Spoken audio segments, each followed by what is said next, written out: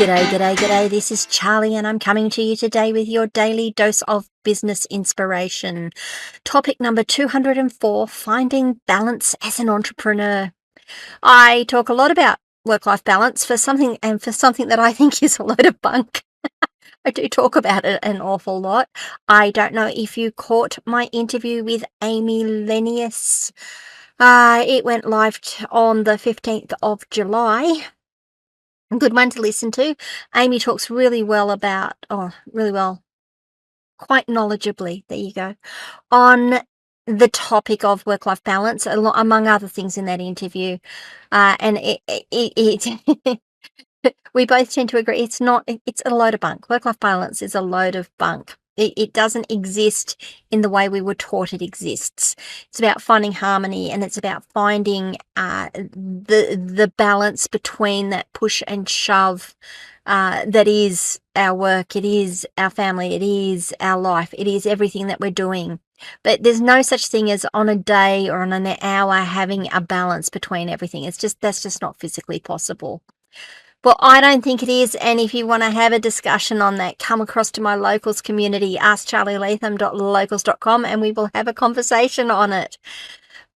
It's important to understand why we need our balance, though, and I don't mind the term balance, because that means balance with taking out work life. It means we're trying to get things in balance, and it's balance over time.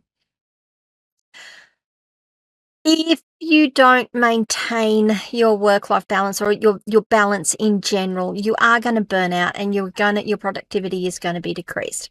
I don't know how many of you find that you've worked so many long hours for so many weeks, and you just things are hard. Things are difficult. Things don't go the way they should. When it happens to me, I find myself sitting here staring at my screen going, "Oh, what am I working on? Why am I working on this? What was I supposed to be doing here?" And I find my productivity starts to falter.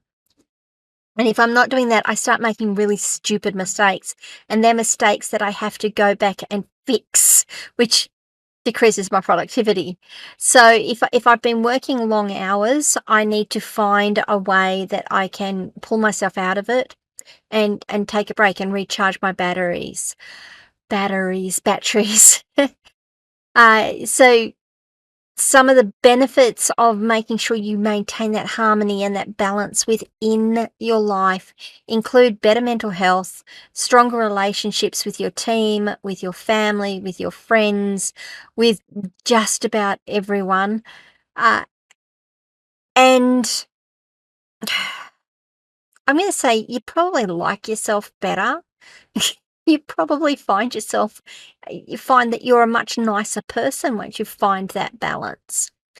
There are any number of strategies for maintaining that balance as an entrepreneur. What I'm going to say, I've got things here like time management techniques, prioritizing tasks, setting boundaries, using productivity tools. Learning to delegate is a big one. Learning to let go and decide what it is that you do best. And that's one of the things that I can really focus on here, and I really feel that is important that we as entrepreneurs don't do. We try to do it all. We try to be the masters of everything. And sometimes it's just better to say, this is what I'm really good at. This is the one thing I'm really good at. This is why I got into this business. This is why I'm building this business. I need to build a team around me that can use all of these things. So that's an important thing. The other strategies of time management and prioritizing tasks and setting boundaries and using productivity tools, they're all important, but you've got to know when to use them, and you've got to know when to back off. One of the biggest things I'm going to say that for balance as an entrepreneur is understanding that there is going to be a lot of time that it's a lot of hard slog, that you're putting in long, hard hours, that you feel like you're working, and that you are working and you've got the candle burning at both ends and there's not much of you left. What you need to understand and what you need to focus on is that First of all, when you get to that point, you absolutely need to take a break. You need to step back and say, I just need a couple of hours. I need a day. I need just something for myself to fill the cup that I am, to fill the vessel that I am, so that I can pour it back into you guys and pour it back into the business. If there's nothing left in you, if you're not looking after yourself, how are you going to look after your business? But then I think you also need to balance that out with the fact that even after you've done all of these long hours, you are probably going to find that there's a point where there's not much to do. Building a business kind of goes, "Zzz," you get really, really, really busy, and and then it drops off and something else happens. So maybe the team takes over from there and does all the background stuff while you get a break, and then when you come back in, you ramp it all up again, and you push it all through again. So there are swings and roundabouts when you're doing this. It's not always that you are always on, or that you're not sleeping. And to me, I often get people say, "Oh, you work so hard." I'm like, "Well, I'm only working hard now because I've got a project I've got to get out.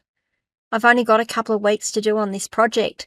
And once this project is done, I'm going to go back to normal. I might even find that I've got less to do because everything else is petered off for the moment, and then it will ramp back up again. And that's when I get my time. So that's one of my strategies, is knowing that I've got the peaks and troughs in my business. I want to talk about a real life example, though, about how they've achieved it. And we're going to talk about Chris Savage, who co-founded Wistia, video hosting and analytics company.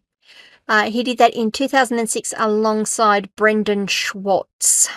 Not going to go through much here. What I really want to do is just focus on some of the strategies that Savage introduced as part of all of this to make sure that his teams, his business, the people within his business managed to maintain a good work-life balance, a harmony, if you like. The first thing he did was cultivated a company culture that prioritized work-life balance.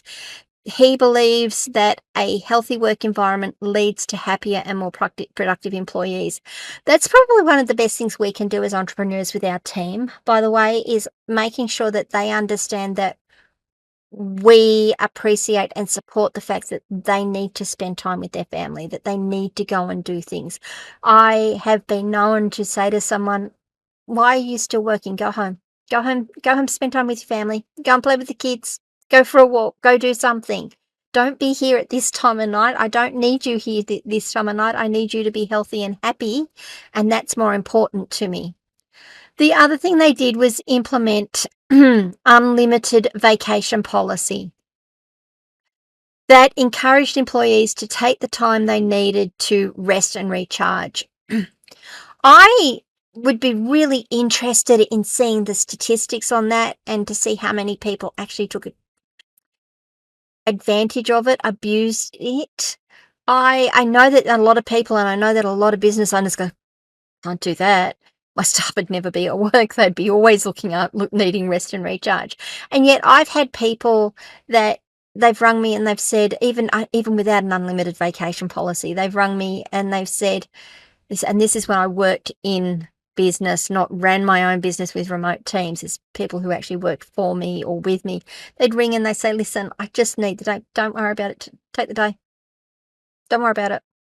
And they'd come in the next day, and this is when I ran the business. "Oh, I need to fill in a leave form." "Yeah, you do. Just fill in a leave form." And then they'd come back and they'd say, "Charlie, you didn't take the leave off my leave tally." I went, "No, I didn't. You're right. The only reason I needed the leave form was to make sure that they were covered for workers' comp and all the things that go around that.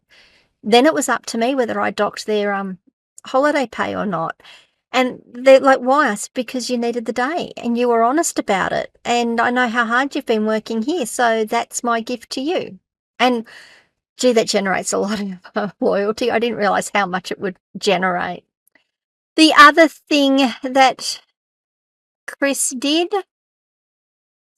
was to implement flexible working hours. Now, I think that's a really important one. Autonomy and flexibility. The employees at Wistia have the ability to manage their own schedule that allows them to work when they are most productive and take time off when needed. They also have remote work options, so employees can work from wherever they want to suit their personal lives and reduce the stress of commuting. I have an interview going live in a week or so. I don't know when that will be when this video goes out, so it'll be about the time that this video goes out, actually. And they talk about the fact that they've got remote teams, and they've actually asked their team, "Hey, listen, I know you're in this really cool location. Is that because you're on holiday, or is it because you're working? Because if you're on holiday, we treat it differently to when you're working."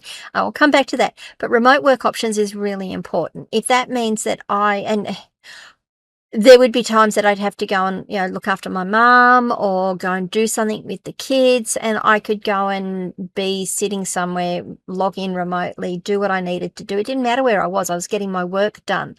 Autonomy and flexibility is an interesting one to me. I had staff members and I have team members that work great from 5 a.m. to midday.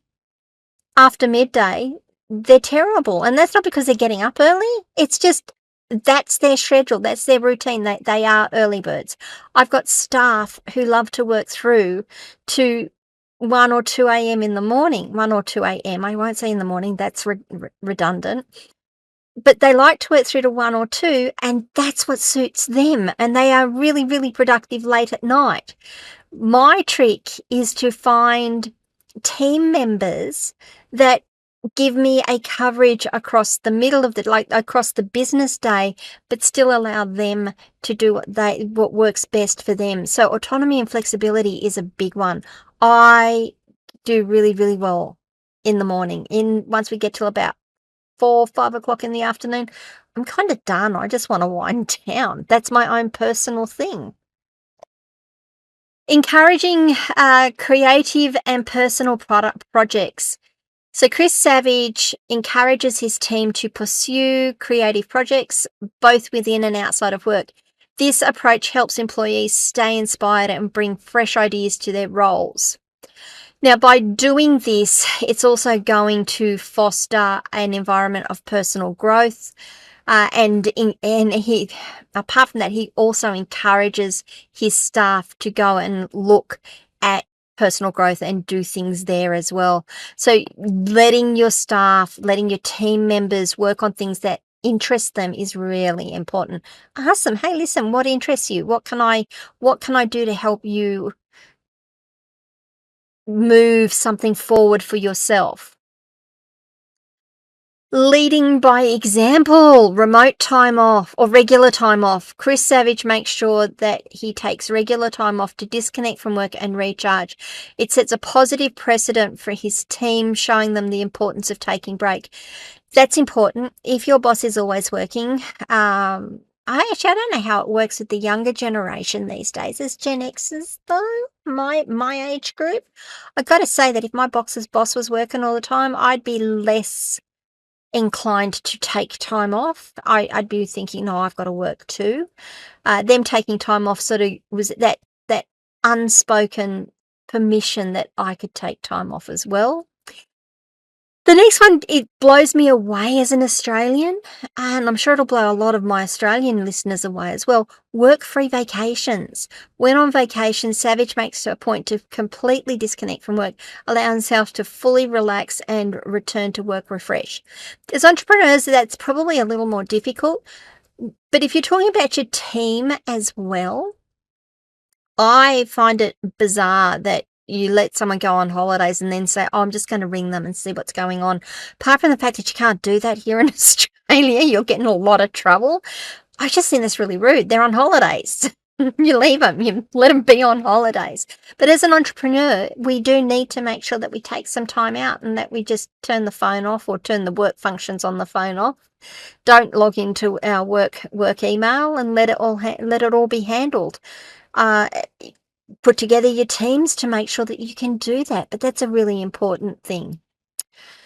And the other one is make sure that there is support for mental health, and make sure your environment is supportive of mental health, of being able to achieve that balance. The employees employees, team members, I'm talking about Chris Savages here, so employees can support each other, can offer support, can get them to the HR area and say, "Hey, listen, these guys really need a hand. What can we do for them?" And mental health advocacy is making sure that people can talk about their mental health, can talk about the fact that they're really run down and burnt out, and they need to manage better. So there you go, guys. Bit of a ramble. It's gone a bit longer this time. I am sorry, but that was a really good, really liked that example. It's a great example with lots of good information in it for me anyway. So finding balance as an entrepreneur, make sure that you understand that we're not going to get balance on a daily or an hourly basis. It's really important to understand that there are going to be times that we put in the really hard yards. It's going to be a hard slog until we get to a point where we can take a break. And when we get the opportunity to take a break, we absolutely need to take that break. If you find yourself getting run down, or you're getting just to the edge of, I'm just not productive, I'm not doing anything, take a break. I like to, as I say to people, take your shoes off, put your feet out on the nice plushy grass, nice plush grass, not the bindi eyes, not the dry summer Australian grass that we get here, but get your feet on the grass. Let yourself, stuttering, sorry. Let yourself connect with the earth, touch it, go and walk, go for a walk, go and do something that recharges you, your person, your being. Let it refill your cup, let it refill the jug that you are, so that you can then pour back into your business. If you aren't full, how can you fill up your business? I would love to know what you think of this one. What do you think of Chris Savage's business there, Wistia? What do you think of the information I've shared? Do you agree? Do you disagree? Come across to Locals, askcharlyleetham.locals.com to join the conversation there. And please remember to like this video, subscribe to my channel, ring the notification bell so you find out when there's more content dropped. If you can leave a review, I really would appreciate it. And maybe share this content with someone else to get the message out there. Thanks, guys. I'll see you all tomorrow for topic number 205. Just looking at what I'm going to talk about tomorrow. Financial literacy in business. Ooh, good one. I'll talk to you tomorrow. Bye.